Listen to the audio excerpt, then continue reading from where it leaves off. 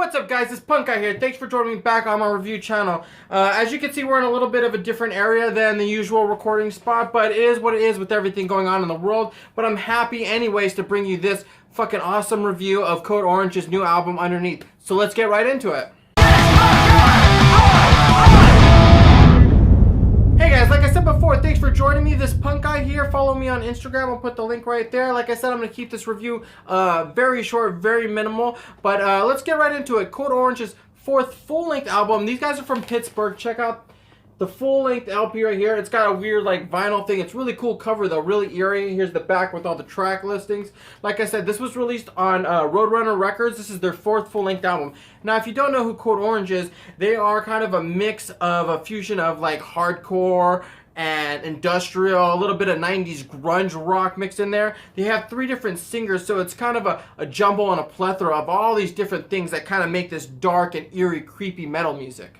And the only way really to describe the sound of these guys is kind of like a rage incarnate, just pure evil with these computer electronical sounds that they use, these new and inventive cutting techniques to mend all these sounds together. It's really kind of hard to explain because it is such a unique sound that I've never really heard of, but these guys do pull it off really well. And if you've heard any of their previous work, this is kind of like an accumulation of all that kind of stuff to the highest end.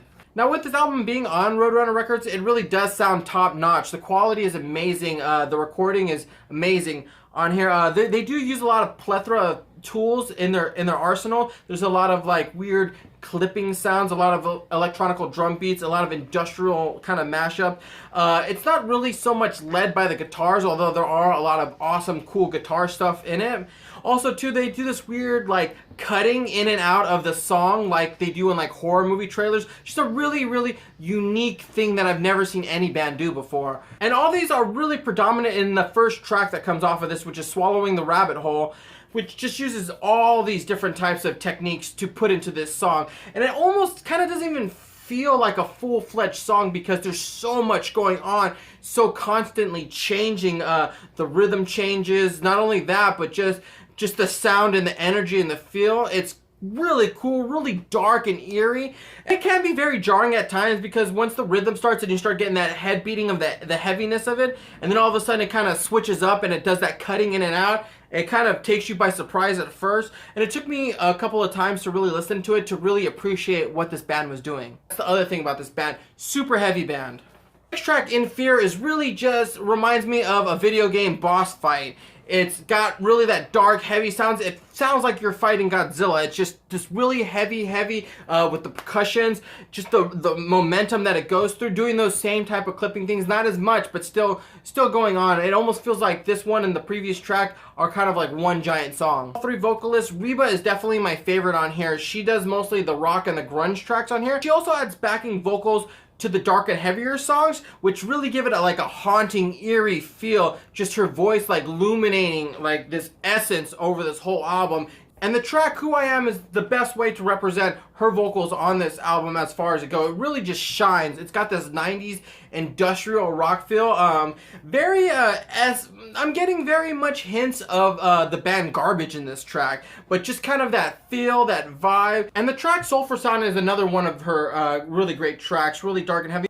But the guitar lead on here is really just strong and powerful. There isn't much to it. It's just got a really catchy hook that's definitely going to leave you humming it for the rest of the week. If you guys aren't feeling those tracks and you want something a little more traditional from these guys, Code Orange brings it. Back Into the Glass is definitely more of a traditional, like hardcore sound, more of their root sounding songs that they used to do. Definitely more has like a deathcore feel, just a really dark, angry, just fucking banger. I could definitely see being in a mosh pit to this one and kicking someone's head off for sure. That's what this track brings. I think that's what they want to do. A really great track to listen to. So for only any of you like more like traditionalists that don't like kind of like the experimental metal, this track is for you. But let's get right into the title track, which is Underneath, which is the last track on this album, surprisingly. Usually they put the title track somewhere like the first or the third. But I feel it's an accumulation of everything that they put together as a band. You know, kind of a unique sound that kind of personifies who they are in 2020. And I do really love the electronic drums in this track. Just a really hard thud. There's no give back to the pressure. It's giving just kind of a nightmarish feel.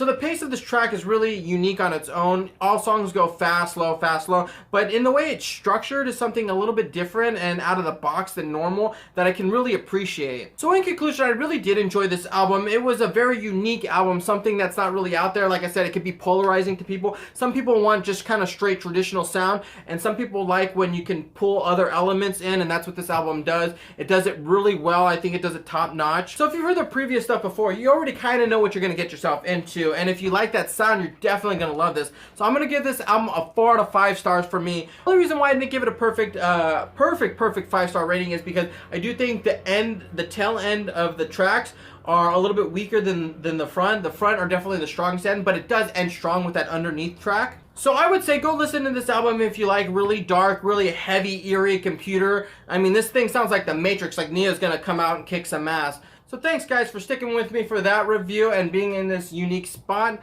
But I hope you guys enjoyed it. I hope you guys got your mind off of stuff. Let me know what you guys thought about this album. Did you like it? Did you hate it? Don't forget to give this a thumbs up. Add me on Instagram at ThisPunkGuy. Whenever they decide to stop canceling all the shows and we can get back to normal life, that's where I'll see you guys at a show!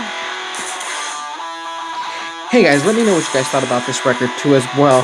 I really enjoyed reviewing this record, although it was kind of hard because it was kind of hard to put into words what I thought and what I felt about this album specifically, but still had a good time making it. I want to share with everyone that's kind of stuck at home just waiting it out. So let me know what you guys thought, and I'll see you guys in the next review. I got some videos coming up.